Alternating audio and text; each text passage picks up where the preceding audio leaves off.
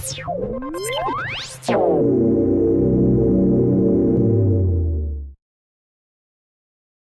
all my life, I've always been a hustler.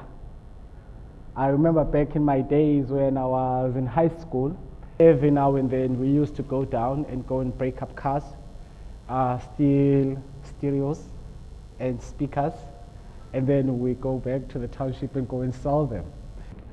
And back in those days, I mean, life was tough. I mean, I come from a home where 7 of us with no paycheck, 6 brothers raised by a single mom. And we always had to find a way in terms of how do we hustle, how do we put food on the table. So in spite of the fact that I was quite doing so well in my academics, I mean, I didn't have any proper guidance in terms of also what is life after matric, because I had none of that. None of my family members have ever went to college or university. So life after matric was nothing for me, and also because now back in those days, I was only eligible to have an ID at the age of 18, not 16 like kids of today. 18.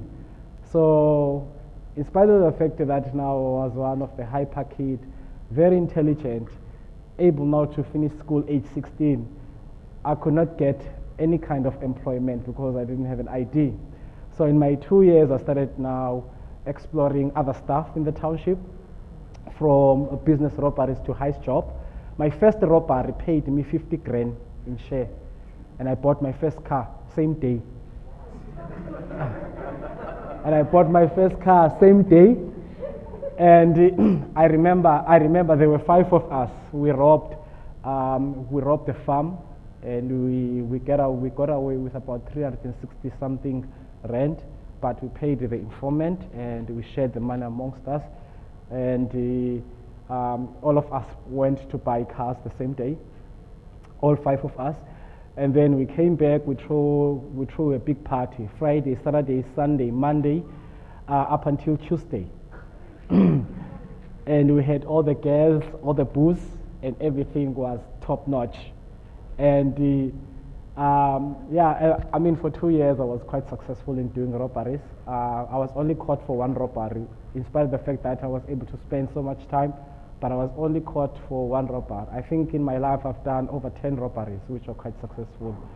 And I even left the township. I rented an apartment here in town, because I mean, you know what happens in the township. Whenever they see you quite successful and they know that you are not working, they start putting cops on you. So I decided now to leave them, and then came and stay here in town instead. And then I'll always go in and out just to go and visit. But as I said, that I've always been a hustler in my life, in spite of the fact that I started from stealing stereos and speakers, and then went on now to do bigger stuff, robberies.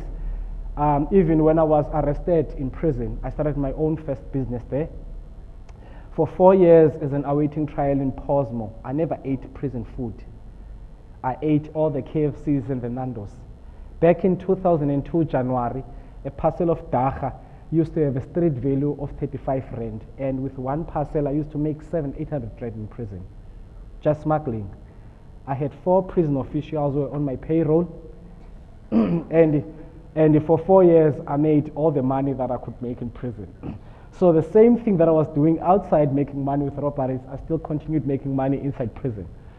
So also I'm one of the former high-ranking 26 gang members, so I still have my tattoos in my wrist, in my body and back. And everything changed for me when I got sentenced, because back in that time I never thought that now I will ever be sentenced. So I was sentenced to 13 years in prison, and I spent 7 years in my sentence. And because now I was kind of like recommended for good behavior because of the work that I started after now I was sentenced, I was let out of prison at a very early stage. So yeah, so when I was sentenced, that's when my whole world was turned upside down. As I said, that I started my own business smuggling marijuana. I had everything figured out. from production to supply chain to market. Everything was all on point. Everything was all in place. I don't have any MBA though, but I'll be sharing you some of the basics that I've learned in my entrepreneurial journey. I always tell people, I mean, if you're looking for best entrepreneurs, go Soston in prison, because 3 important qualities that makes a successful entrepreneur, prisoners possess them naturally. Firstly, if you want to become a successful entrepreneur, you have to know how to hustle. And in prison, we have the best hustlers. Secondly, you must have the courage to take risks. And in prison, we have the best risk takers. And lastly, you must know how to network. And in prison, we have the best networkers. It's just that they chose the wrong product in life, which is crime. But my mindset was quite different. So I started a school. So I used to be a math and English teacher without no formal teaching qualification in prison. So I started a school and I taught for 2 years.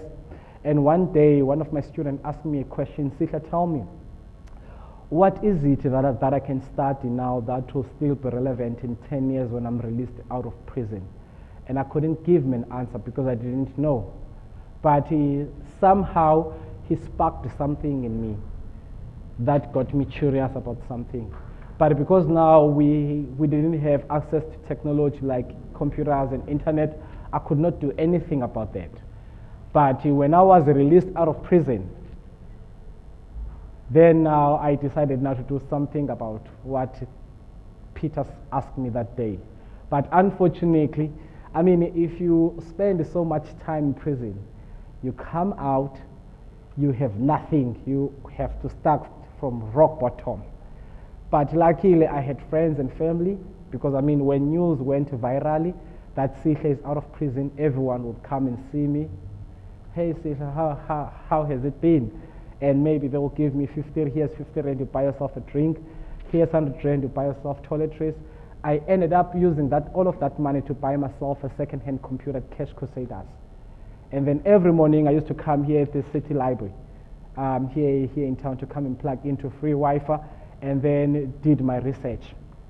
And when I found out that finance and IT, I mean, are the only skills that are highly in demand all over the world, I couldn't see myself going to university to spend the next 3 years trying to obtain a BCom degree in accounting or a BSc degree in computer science. So I took the easy way out. Instead, I look at online free material that I can teach myself how to do the stuff. So that's where now I decided now to learn how to program instead. So I'm a self-taught software developer, and I do stuff now for web and also mobile. I won't dwell much on my life experience, but I was asked here now to share about my 365 days as an entrepreneur. Now, I don't now usually call myself an entrepreneur, rather I call myself an impact entrepreneur. Because for me, what makes me look good is not the amount of zeros that will reflect on my bank account so well, it's about the lives. How many lives do I get to change? So for me, my objective or vision or goal is all about impact. How do I take someone from the street and give them better life?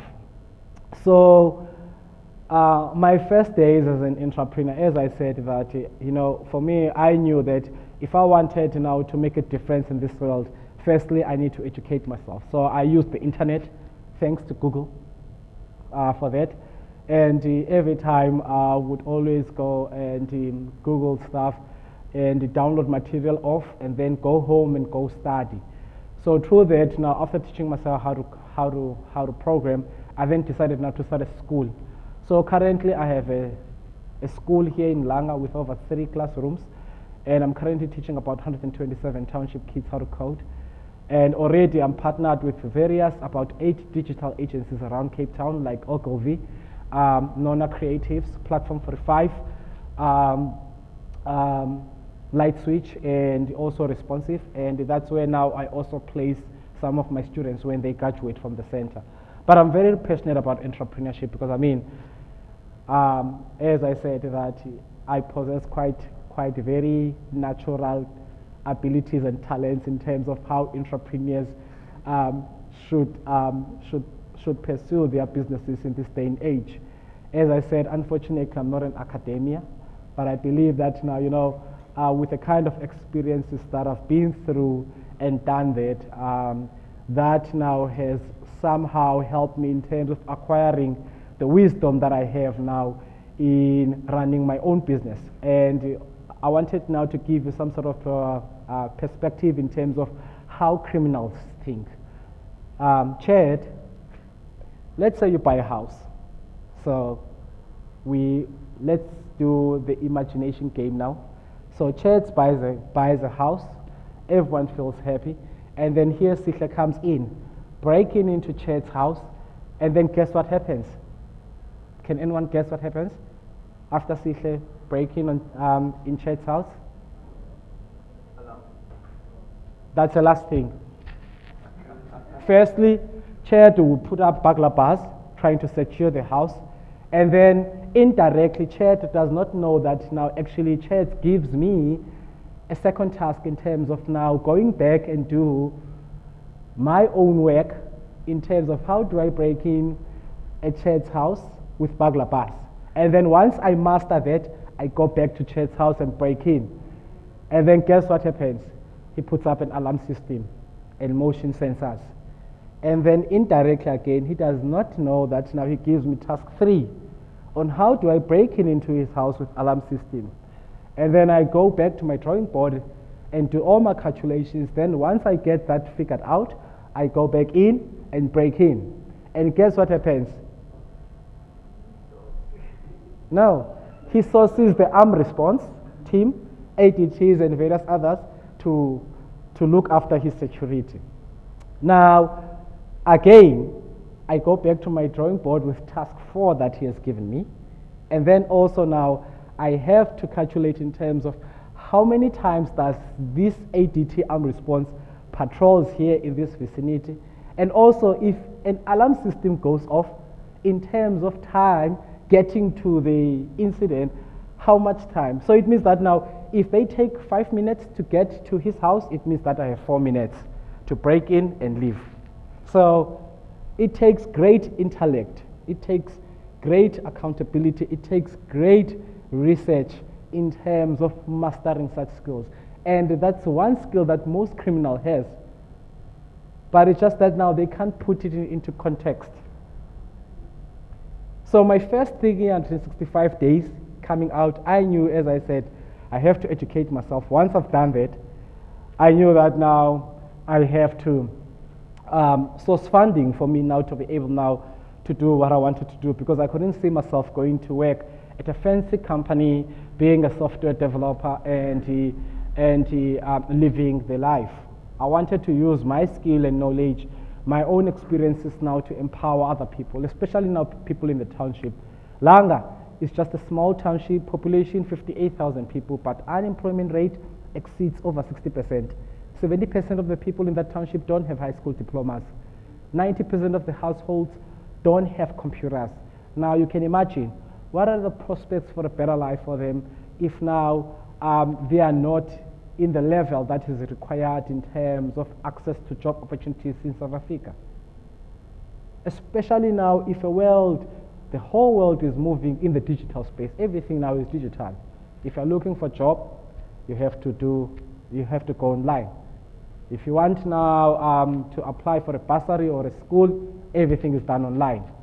Now, if 90% of the households in that township don't have computers, so you can imagine in terms of their digital level of education, how poor it is. So for me, I wanted now to bridge that gap. So that's when now I decided now to start the school. So after that now, I knew that I have to source funding. In spite of the fact that I had this idea, and I mean, for me, it was like bluntly in terms of me having to acquire first someone that is going to believe in me. So I heard that there was an IT event which was hosted here at the Woodstock Exchange, and all these entrepreneurs, tech entrepreneurs will be there, and also they have all of these amazing international speakers. But now the challenge was that I didn't have a 750 rand to pay for the ticket. So I decided now to gate crash the event. So I decided now to gate crash the event instead.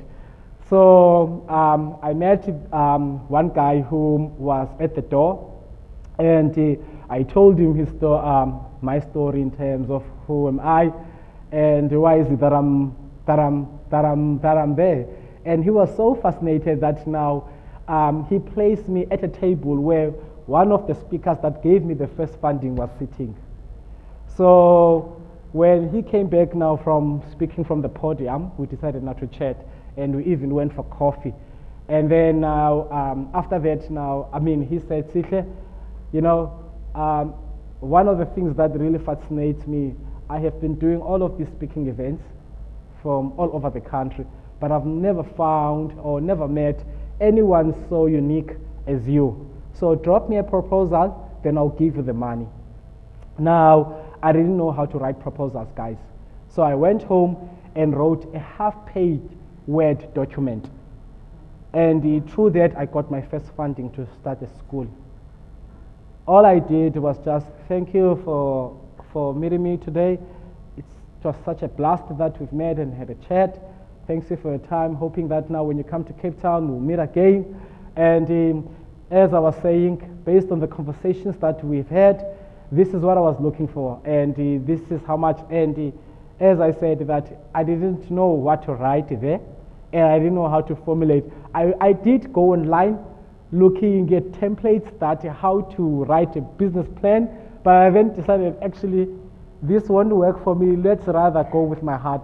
So I went with my heart in terms of writing him a half-page document that with so much money, I'll buy 10 computers. With so much money, I'll rent a place. So much money, I'll buy internet, and then I'll start that. So through that, I was able now to start a school with just 10 computers, and now I have about 110 computers and laptops. And as I said, that the school has grown, even now being sponsored with a mobile IT lab, which is worth over 2 million rand by the Belgium Deloitte. So the journey has been quite amazing. One of the things that I always share with people, an entrepreneurial journey is not an easy ride. Everyone wants to become an entrepreneur, but have you ever asked yourself, why is it that now you want to become an entrepreneur? And sometimes what makes us fail in the jobs or in the work that now we pursue or want to do is because now we are all in the entrepreneur space for money. Now, let me tell you two things that I've learned. If you take the word entrepreneur, the first letter, which is E, my definition of that is empathy. So as an entrepreneur, you have to have a great deal of empathy. And if you take the P in the middle, for me, my definition of that P is purpose. A great deal of empathy, purpose, and the R, which is revenue on the last one, on the last, empathy and purpose, that's what will attract that R. That's one of the things that I've learned in my life. And what makes it so profound and so exciting is that now you get to meet quite a lot of people who are in this journey, who have different beliefs, different tactics, different systems in place, different support systems, who will tell you differently. But not all of us, the journey is the same. You have to find that once in a lifetime uniqueness about you. And I always tell people, whatever that you feel here, that will manifest out there, and the right people will be drawn in that circle, in you. So it's never about here. Sometimes you always think that now the greatest ideas come from the head, but no, the greatest ideas comes from the heart. And whatever that you feel here influences your intellectual property, your intellect. And whatever that you manifest out there attracts the right people now in your journey.